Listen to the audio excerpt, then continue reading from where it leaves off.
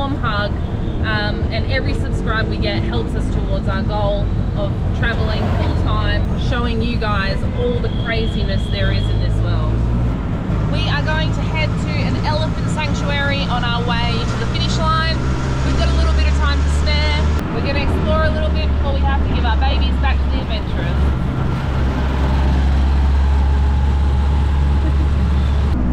So it was my idea to go to the elephant sanctuary, and Luke is kind of cursing my name at the moment because it's on a road that is not great, and should we break down, this is probably the worst day to do it because there's no podium finish if we break down and don't make it.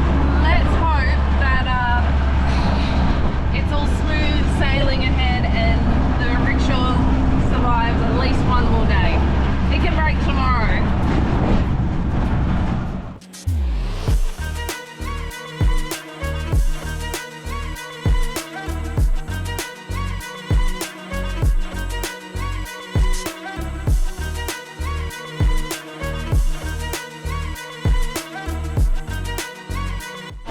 So unfortunately we've just got to the elephant sanctuary and it's pissing with rain. It's a little bit wet. So we do have our umbrellas. Everyone in here seems to be waiting for the rain to go, but we're going to just start walking with our umbrellas because we don't have the time to wait.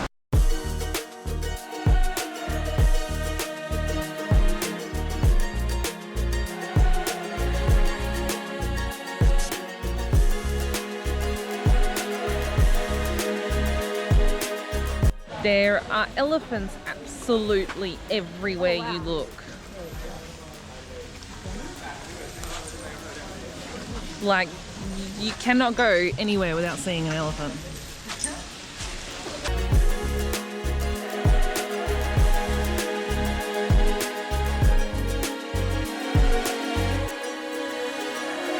I understand that they need to be in chains because, you know, they're massive and they can do a lot of damage, but some of the chains are just a little bit too tight for my liking. Like this guy here, he's chained both ways, so he literally can only go a little bit side to side. Torn on this one. Do I like it? Don't I like it? I'm not sure.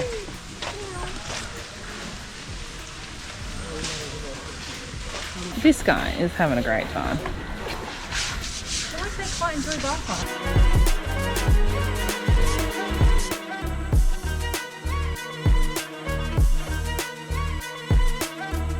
Animal tourism.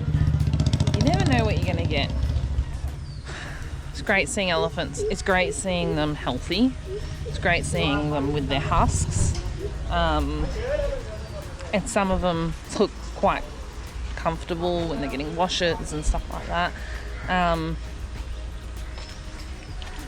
But then they're in chains, and so then you start to wonder, okay, well, how much do they get to walk around? You know, it's such a hard. I'm also not an elephant expert, so I don't know, you know, their behaviours and stuff like that. Anyway, onwards. We are now going to start heading towards the finish line, towards the podium, towards giving back Luna. We've got a 3-hour drive, 84 kilometres. Now, if you're doing the math, that means that it is going to be pit roads, because otherwise it would be about 2 hours. We've got to find the ferry, which will get us across to Fort Kochi, where our hotel is. We've then got to drop off all our gear at our hotel, and then we've got to head to the actual finish line. So realistically that 3 hours turns into about 3.5 to 4 hours, because we've got to do all the paperwork, signing into the hotels and all that, which you would have seen previously in another video. It just takes forever to get into these hotels because of foreign, because we're not nationals, we're foreigners, so we've got to fill out a whole bunch of paperwork that nationals don't have to fill out. And yeah, it just takes forever. I even emailed them and asked if I could do it ahead of time, and they said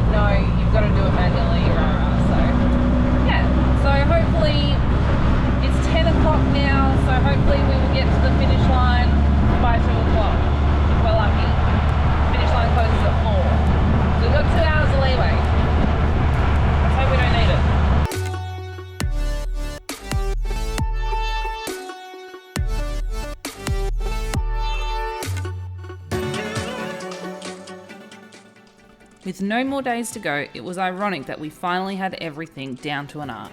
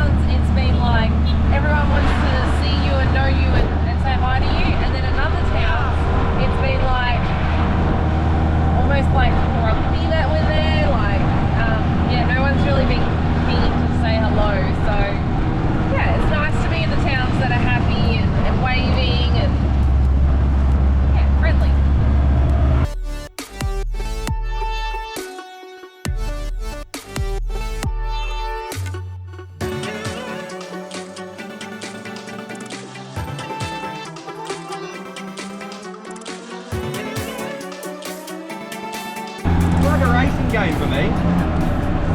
How so? Just trying to squeeze the gaps because there's no real rules. Like, yeah, just squeezing through gaps and weaving in and out and make it around the next tuk-tuk, make it around the next car, make it around the next truck. Like, just trying to find that gap between the slow person and the people on the other side of the road. Yeah, it's like a need speed racing game. Traffic.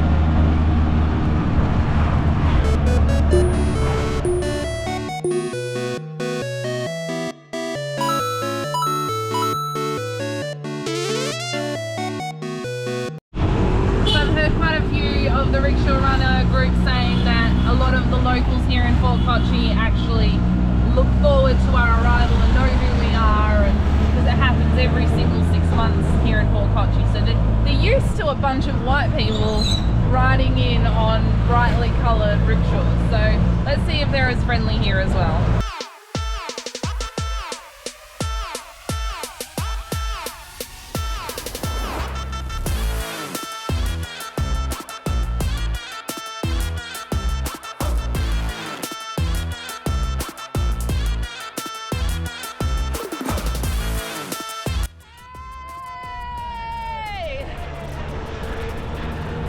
First lot we've seen.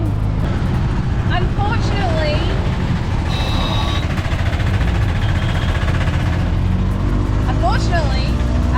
the ferry line was going to take about 2 hours to 3 hours.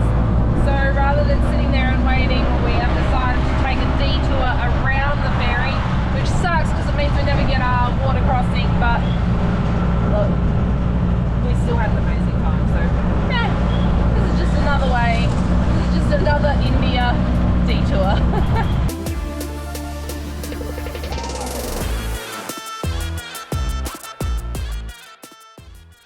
We couldn't help but begin celebrating as we rolled into Kochi.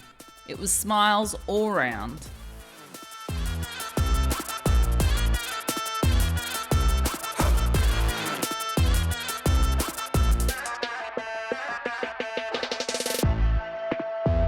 We are almost there! Woo!